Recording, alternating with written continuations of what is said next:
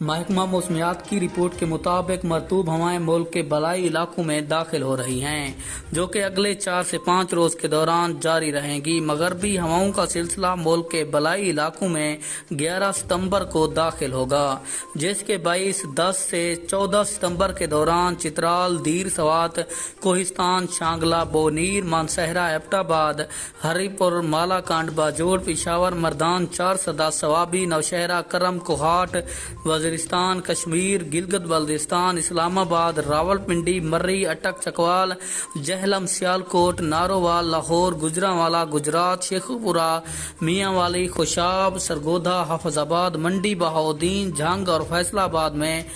13 और 14 सितंबर के दौरान बखर, लिया, डीजी खान और मुजफ्फरगढ़ में तेज हों और गरज चमक के साथ वक्फे से चंद मकामात पर मूसलाधार बारिश का इम्कान भी है। 10 से 14 सितंबर के दौरान थर परकर, उमरकोट, सांगड़, मीरपुर खास, ठट्ठा, बदीन, जबकि 13 और 14 सितंबर के दौरान लसबेला, कलात और खजदार में तेज हों और गरज चमक के साथ वक्फे से बारिश का इम्कान है। इस्लामाबाद में मौसम गर्म और मरतूब रहने के अलावा चंद मकामात पर गरज चमक के साथ बारिश का इम्कान बताया जा रहा है। सूबा बलोचिस्तान के बेशतर इजला में मौसम गर्म और खुश्क रहेगा।